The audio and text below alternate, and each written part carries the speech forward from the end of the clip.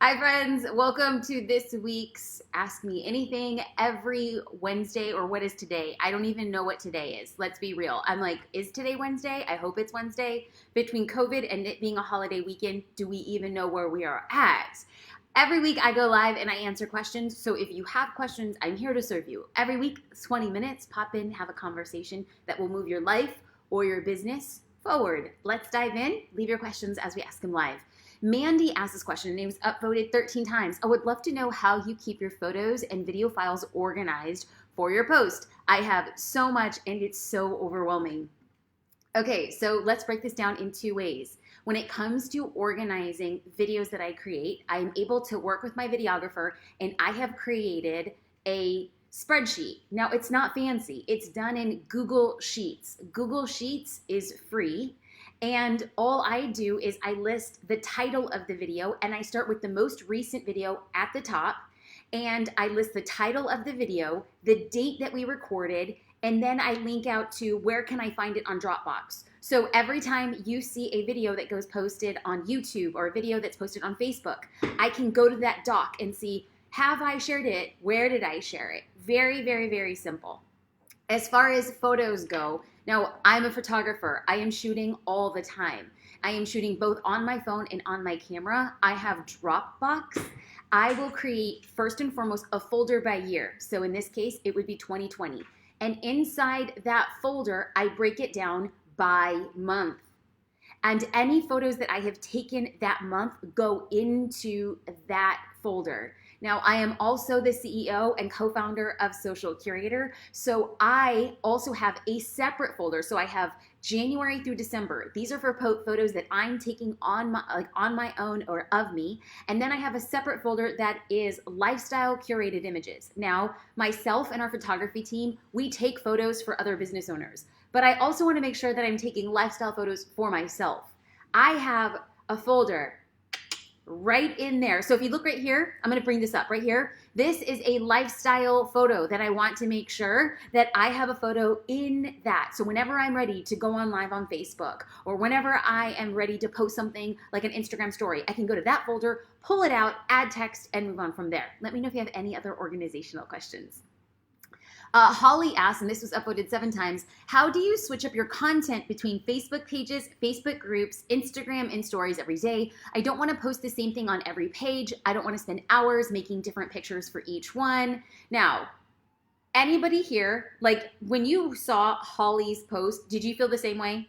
Like, just so that we make sure that Holly isn't left alone, can you let Holly know that you see her? Like, me too, I co-sign, amen. Something so that you understand the struggle of not wanting to post the same content on every platform every day. Well, on the inside of Social Curator, I break down my exact strategy for what I call staggering the content. So I'm going to give you an exact breakdown of what that actually looks like. So I want to make sure that I am not posting the same post on Instagram or Facebook. But sometimes when I post a piece of content, like on Instagram, it just doesn't belong on Facebook. Case in point, if I go live on Instagram, where I go live on Instagram doesn't come over to Facebook. And when I'm going live on Facebook, I don't put that on over to Instagram. There are some posts that can belong on both platforms. However, I don't post them on the same day. I like to wait a week and 4 hours. So let's just play this out. If I post something, a photo on Instagram at Monday at 8 a.m., what I will do is post a similar post, maybe the same photo, tweak the caption a little bit, the following Monday plus 4 hours. So it's a week and 4 hours. And this helps me really strategize how I'm showing up on social media. I'm showing up with the plan and I'm showing up with the strategy so that I'm not stressed out every week and I'm not making a bunch of different content for different platforms. Now, I also post videos on Instagram, like IGTV. I'll post a video. But what I want to do is I want to make sure that the video is edited not horizontally for Instagram, not vertically for Instagram, but horizontally for Facebook and YouTube. So I have 2 different edits of the same video that I'm posting on different days. Let me know if you have any other questions to follow up with that. Let's get into Stephanie's question. I would enjoy learning about whether IGTV videos or Zoom workshops are more efficient at building a business. Now, if it's your first time here, you know it's not something I stop repeating. I have always said that your actions must map your ambitions. I do not think you have to choose just IGTV or IG Live or Zoom. I believe that if you want your business to grow as fast as humanly possible, then what you want to do is create content that serves people the way they want to learn. So if y'all notice, on average, the videos that I post on Facebook or the produced videos that I put out on YouTube, they're less than 10 minutes. Why? Because I know that when people are trying to learn a quick answer to a quick question, they don't want to sit through a 30-minute conversation. However, people who show up to classes that I teach on Zoom, we're there together for an hour. Like, I'm walking people through an exact process. Is one better than the other? No, not at all. It just really depends on who is going to attend and what they want to learn. So if you have the capability, I would say, hey, produce videos. Produce videos anywhere from like 2 minutes to 8 minutes. Just try to see what your audience wants. And then once your audience, once your audience keeps on asking you consistent questions, you can then say, let's go into a longer conversation on Google Hangout or on Zoom. Now, let's walk you through this exact process of what I've done in my business, because I'm not a preacher, I'm a practitioner. So for years, I've been putting out videos on Facebook and on YouTube, and I'm testing to see which topics people care more about.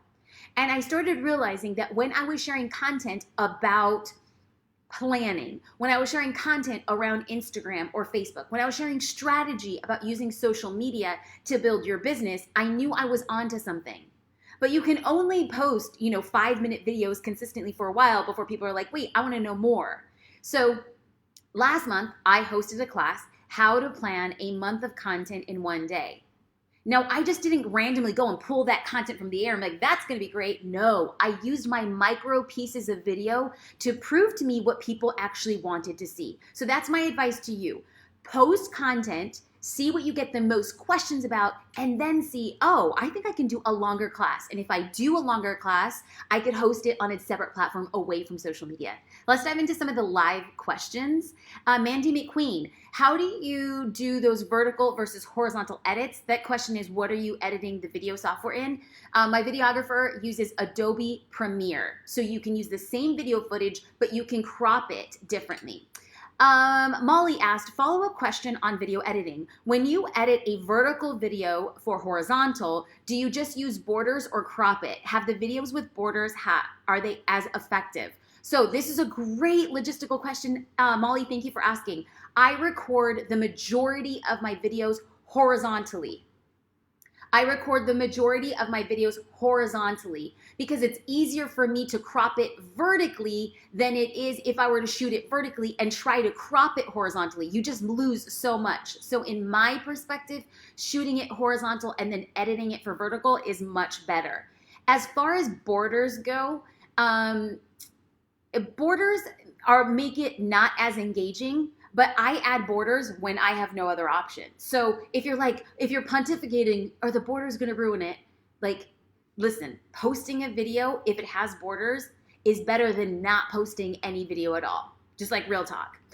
Okay, so thank you guys for the live questions. I'm gonna dive in because Tina asked a question. Oh, okay, so this is actually Tina, great question. So Tina asked, are your Instagram lives no longer automatically shown on stories to rewatch in 24 hours? I haven't seen anybody's Instagram live on the story rewatch. This actually goes into the next question, which was right here. Oh wait, dang it. Oh man. Okay, that was actually one of the most popular questions that was asked. Oh no, here it is. Sorry. Marty, what is your best advice for going live on Instagram now that you can post your live on IGTV? And if you delete it, does it stay on your story? This is a very similar question. So Tina, answering your question is, when you go live, it used to automatically be shared to your stories where it was saved for 24 hours. That is gone now. If you go live on Instagram, the only option you have is to put it to IGTV. Now, here's the difference. You could put it to IGTV and share it to your feed, or you could put it to IGTV and not share it to your feed, which means the only way somebody would see that is if they went to your actual IGTV channel. So this was not planned. What I'm going to do is I'm going to open up Instagram. I'm going to take you to my profile. I'm going to take you to my profile, and I am going to pull up a recent IGTV that I shared to my feed. So let's go into this one. If you notice here, that has around 14,000 views. This one right here, another time that I went live, has around 13,000 views. Okay. Now, if you were to go, you scroll up here, if you were to go to this, which is your IGTV channel, you'll click it there. Now, what you're going to see are lives that I didn't push out to my feed for other reasons, maybe for a lot of different reasons. But if you look at here, look at this one, 128 views versus 14,000.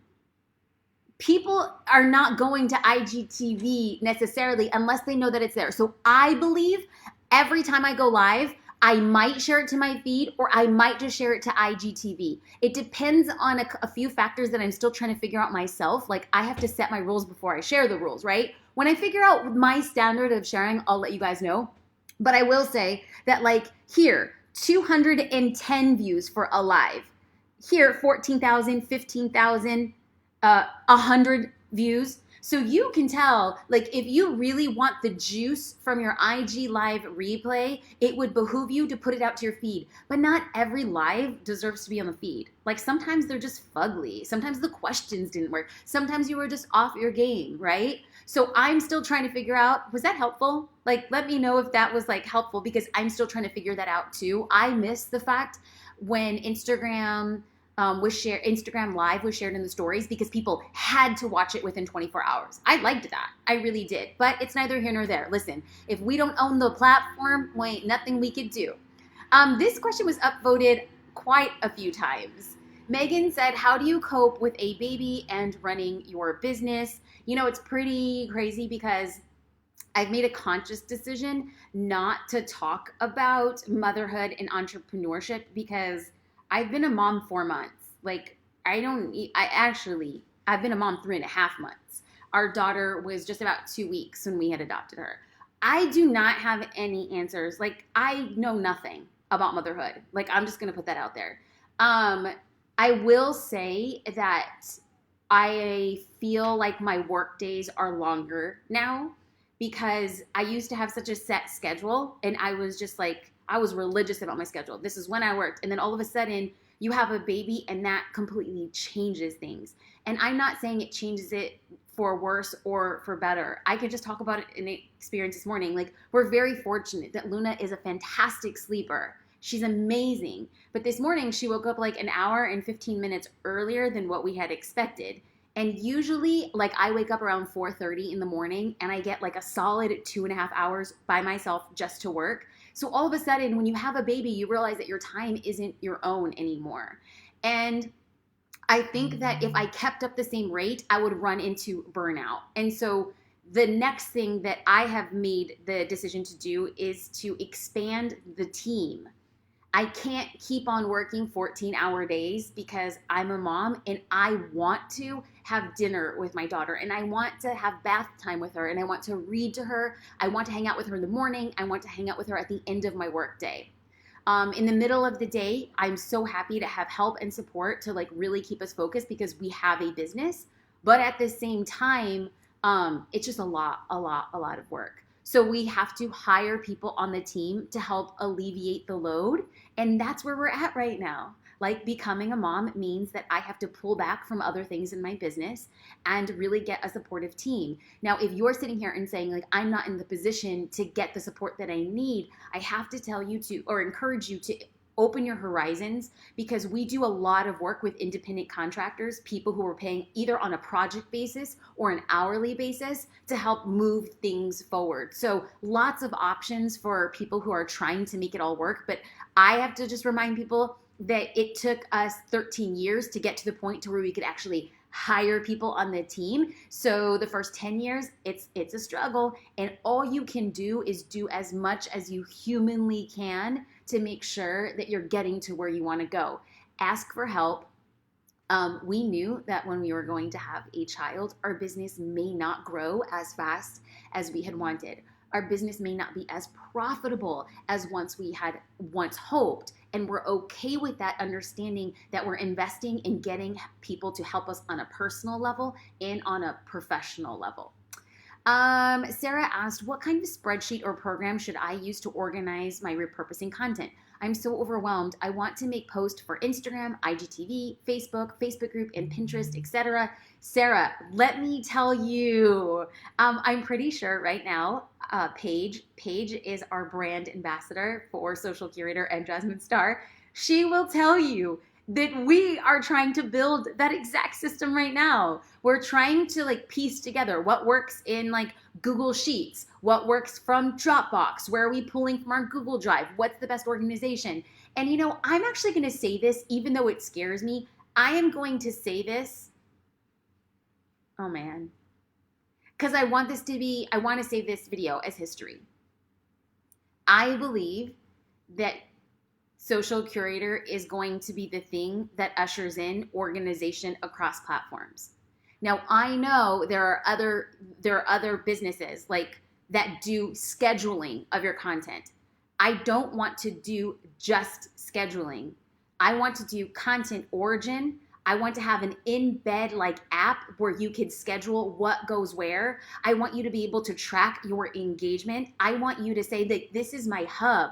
I come here and I say, oh, this is where I can design using Social Curator photos like a Pinterest. Because you know how Pinterest has the long and skinny graphics versus having a graphic for your blog post, versus having a square for Instagram, versus having a Facebook header.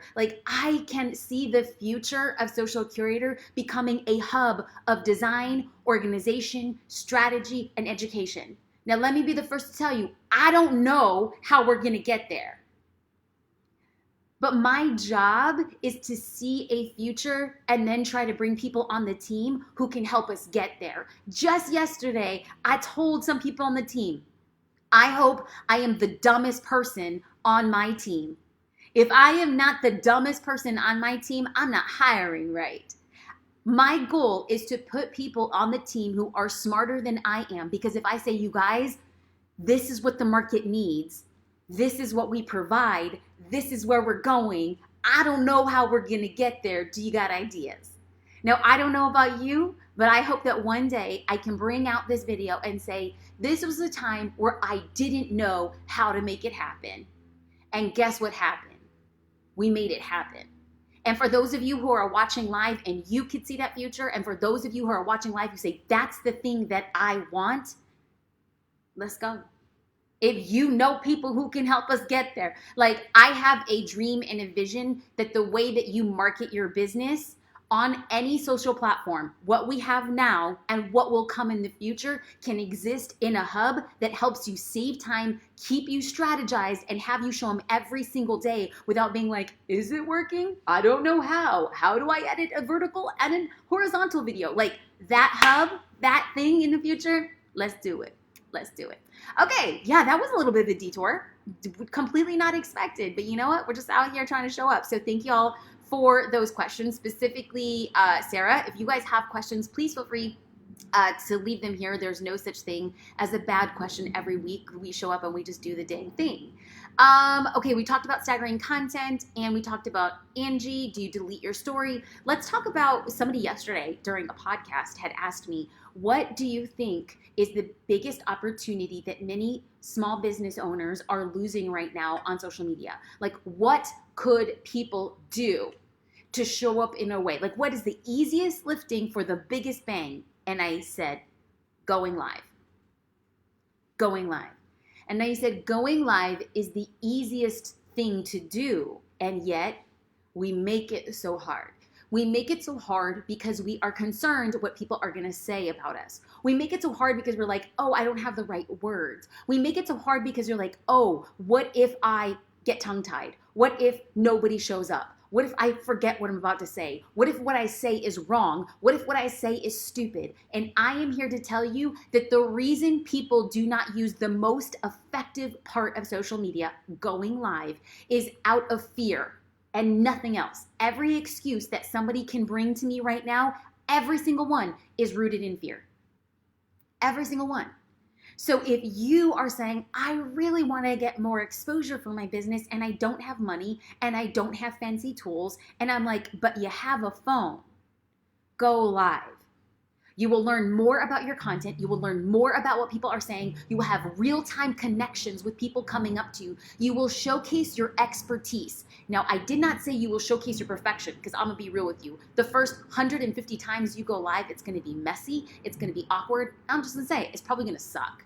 And you're probably, the first time you do it, say, I'm never going to do it again. And then maybe you'll do it like maybe 4, 5, 6, 7, 10 times. And you're like, it doesn't work. And I am here to tell you, it's not going to work the first 100 times that you do it. Do you want to see action and traction? Ladies and gentlemen, I go live on platforms every single week, sometimes multiple times a week. Why? Because it's not a gift that I get to unwrap. It's a discipline. I have to practice showing up and answering questions and sharpening my fortitude so that one day when you see that the business that I dreamt of, that I had no idea how to get there, was simply built on the back of listening to what people want. That's it.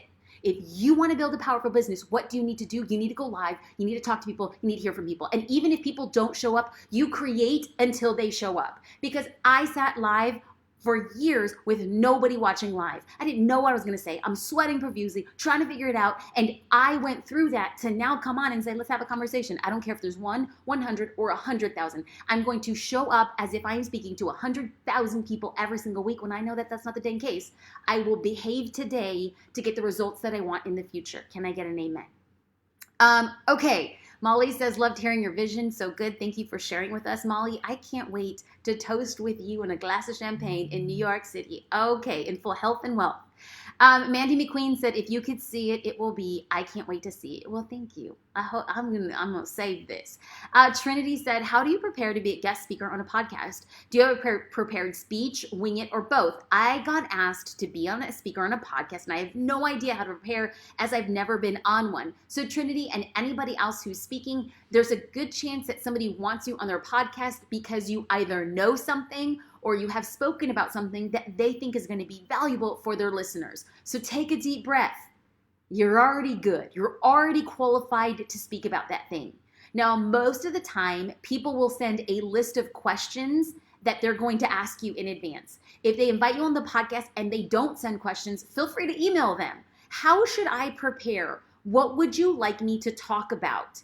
And if they're like, we don't know what we want you to talk about, then Trinity, I want you to go in, and in Social Curator, we have our curators define 3 pillars of content. What do you want to be known for?